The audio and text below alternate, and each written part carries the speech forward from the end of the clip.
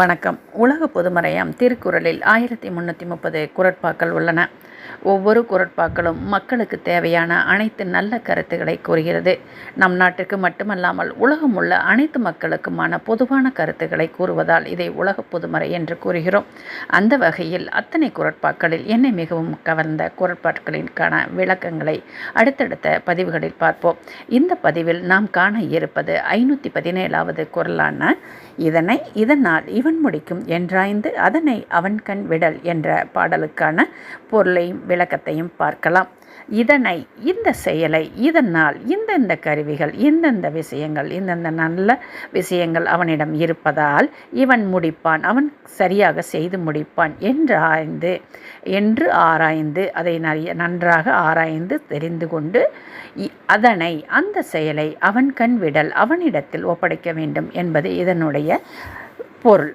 அப்போ இதனை அப்படின்னா இந்த செயலை, இந்த வேலையை, இந்த காரியத்தை எப்படி வேணாலும் எடுத்துக்கொள்ளலாம். எத்தனையோ செயல்பாடுகள் இருக்கிறது. ஒரு வீட்டிலேயே ஒரு சின்ன செயல், ஒரு சமைக்கிற செயலிருந்து எடுத்துக்கலாம்.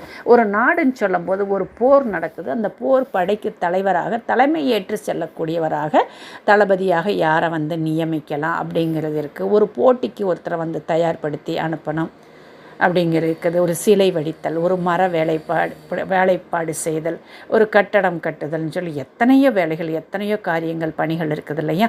அதில் நீங்கள் எந்த காரியத்தை நீங்கள் செய்யணும்னு நினைக்கிறீங்களோ இதனால் இந்தந்த விஷயங்கள் இருப்பதனால் இந்தந்த கருவிகள் அவனிடத்தில் இருப்பதால் ஒரு போருக்கு தலைமையேற்று ஒருத்தன் போகிறான்னா அவங்கக்கிட்ட அவன்கிட்ட ஏற்கனவே பல போர்களில் வெற்றி பெற்ற அனுபவம் இருக்கிறது, நல்ல கருவிகள் இருக்கிறது, வலுவான கருவிகள் இருக்கிறதுன்னு சொல்லலாம்.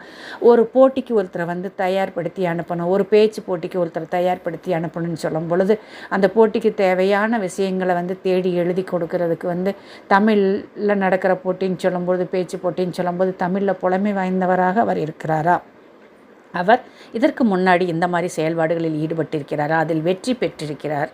அப்போ இதனால் வெற்றி பெற்றிருக்கிறார், அவருக்கு நிறைய அனுபவம் இருக்கிறது.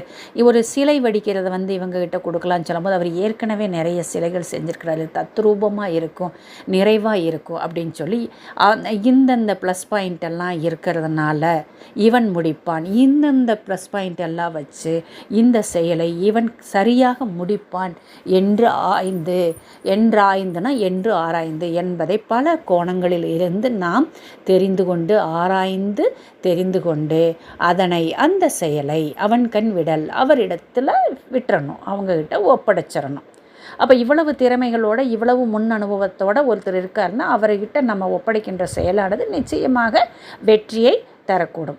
அதெல்லாமல் நம்மக்கிட்ட அதிகாரம் இருக்குது, நம்மக்கிட்ட ஆளுகை இருக்குதுங்கிறதுக்காக எந்த வேலையை வேணாலும் யார்கிட்ட வேணாலும் கொடுத்தோம்னா அந்த வேலைக்கான பலன் நம்மளுக்கு கிடைக்கும் அப்படிங்கிறது சொல்ல முடியாது. அதனால் அருமையான குறள். இந்த செயலை இதனால் இந்த கருவிகள் இந்த மாதிரியான நல்ல விஷயங்கள் அவங்ககிட்ட இருக்கிறதுனால இவன் முடிப்பான், இவன் செய்து முடிப்பான் என்று ஆராய்ந்து அதனை அந்த செயலை அவன் கண் விடல் அவரிடம் ஒப்படைக்க வேண்டும் என்ற கருத்தை கூறுகிறது இந்த திருக்குறள். நன்றி.